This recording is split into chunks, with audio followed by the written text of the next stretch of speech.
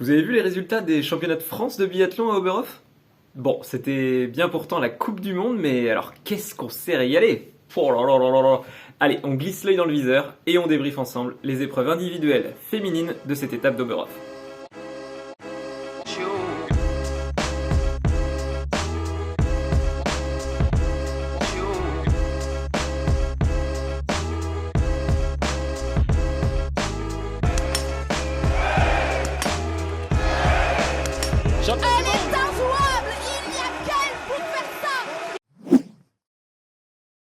N'oubliez pas, en bas à droite de la vidéo, vous avez le logo de la chaîne pour vous abonner. N'hésitez pas à liker, partager et commenter pour soutenir la chaîne.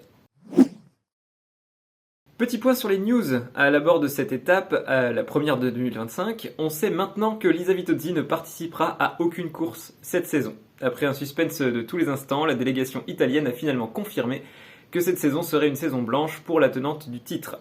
Je trouve personnellement que cette décision a du sens. Il y a les Jeux Olympiques de l'année prochaine à préparer, qui plus est à domicile pour elle. Elle n'avait de toute manière plus rien à jouer cette saison et aucune chance de bien figurer au classement général de la Coupe du Monde.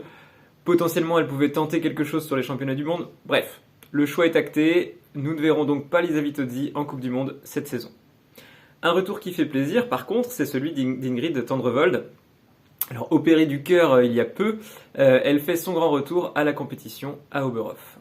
Même constat, jouer quoi que ce soit au général semble totalement impossible pour la Norvégienne, tant elle a laissé de points en route jusqu'à présent, mais elle, visiblement, espère peut-être rattraper une saison plus que compliquée sur les championnats du monde.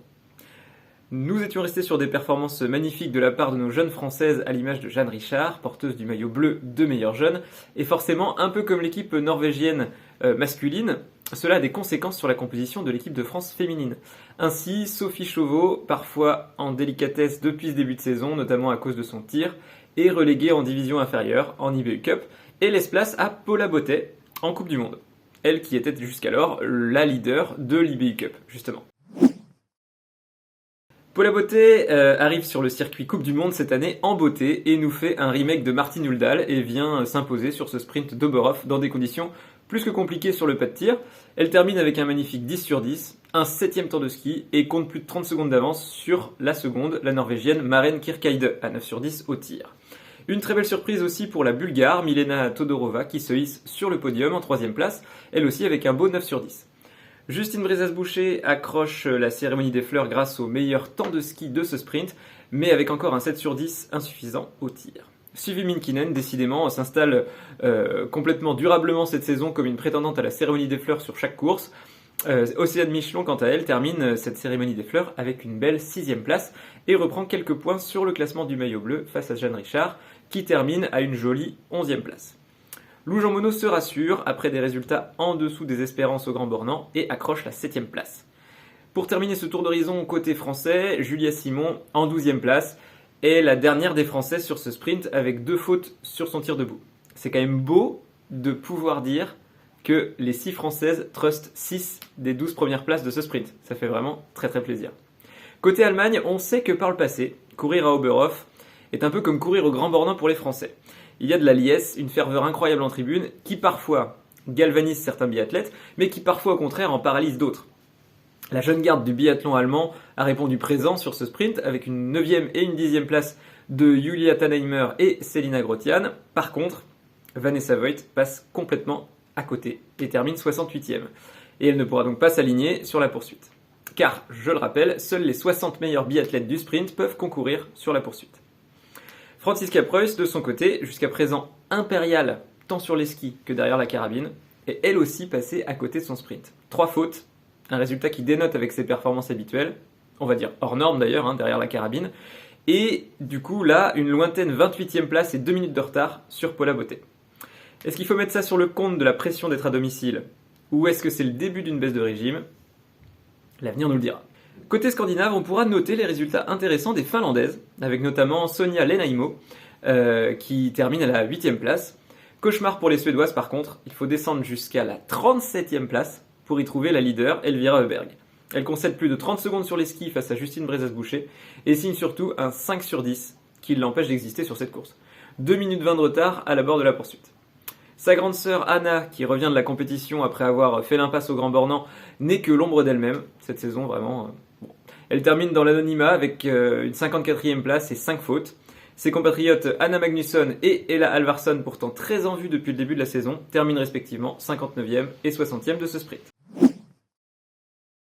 Nous avons assisté à l'une des poursuites les plus belles de cette saison, si ce n'est la plus belle, avec des rebondissements comme on les adore sur les courses en confrontation directe. Bon, je blaguais en début de vidéo sur les championnats de France, mais à l'abord du premier tir debout, nous avons eu 4 Françaises côte à côte sur le pas de tir. Bon, l'image était vraiment magnifique, c'était assez incroyable. Alors, il faut compter aucun 20 sur 20 sur cette course, mais la victoire s'est jouée à 19 sur 20. Une magnifique performance de Lou Jean Monod qui n'a pas tremblé sur le tir debout, et ça, c'est vraiment rassurant. J'avais eu peur après la fameuse balle de pioche du relais d'Orfilsen qui n'était pas rentrée et les performances moyennes du Grand Bornand, que quelque chose se soit cassé dans la confiance de celle qui, à mes yeux, reste l'une des plus grandes prétendantes au gros globe de cristal, mais elle a rassuré lors de ces 2 courses individuelles. Maren Kierkegaard, hormis 2 erreurs sur son 2e tir couché, a tenu son rang et conserve sa 2e place à l'arrivée de cette poursuite. La performance la plus folle, par contre, clairement, est accréditée pour le compte d'Elvira Heuberg.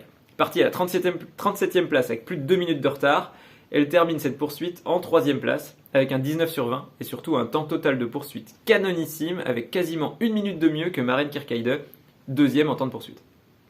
La jeunesse complète la cérémonie des fleurs avec Océane Michelon, Célina Grotian et Jeanne Richard, pour qui c'est déjà la 3e cérémonie des fleurs sur les 4 dernières courses individuelles en Coupe du Monde. Côté français, Justine Brezas-Boucher, 4 fautes sur les couchés, termine 9e. Julia Simon, 10e avec 5 fautes sur les debout, dont ce fameux 1 sur 5 au 3e tir debout. Et Paula Beauté rentre dans le rang, 5 fautes au total et une 14e place. Franziska Preuss, quant à elle, avec un 17 sur 20, termine seulement 20e de cette course. Elle perd gros au classement général, c'est d'ailleurs ce qu'on va voir tout de suite. Franziska Preuss reste la leader encore bien accrochée à sa première place tout de même, mais elle perd 69 points sur Lou Jean Monod sur cette étape d'Oberhof. Ça n'est pas rien. Elle compte néanmoins toujours 116 points d'avance sur sa dauphine, mais s'il s'avère que c'est bien la pression d'être à domicile qui lui fait perdre ses moyens, ça sera encore pire la semaine prochaine à Ruhpolding, puisqu'elle sera encore plus près de la maison. Affaire à suivre, on verra. Elvira Heuberg reste en embuscade avec seulement 43 points de retard sur Lou Jean Monod, autant dire rien du tout. Elle a pu compter sur sa magnifique poursuite pour limiter la casse, et on sent que si elle parvenait à hausser son niveau de tir, elle pourrait être tout simplement injouable. Encore et toujours, à mes yeux, et sans grande surprise, le gros globe va se jouer entre ces 3 biathlètes. Je vois pas ce qui pourrait se passer autrement. Les autres biathlètes du top 10 au classement se tiennent dans un mouchoir de poche, et seulement 68 points séparent Julia Simon, qui est 4e, de Vanessa Voigt, 10e. On notera tout de même qu'il n'y a plus aucune Norvégienne dans ce top 10 du classement général. C'est autre chose du côté des hommes, alors on prend ce qui est à prendre du côté du tableau féminin. Paula Beauté, quant à elle, après une seule étape disputée en Coupe du Monde, pointe déjà à la 31e place, avec seulement 18 points de moins que Sophie Chauveau qui, elle, avait déjà disputé 3 étapes. De quoi imaginer que la composition de l'équipe de France reste inchangée pour la prochaine étape à Ruhpolding.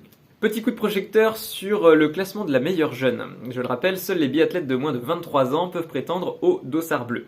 Et comme on peut le voir, déjà, c'est très serré au classement, et surtout, les 4 premières de ce classement sont dans le top 11 du général.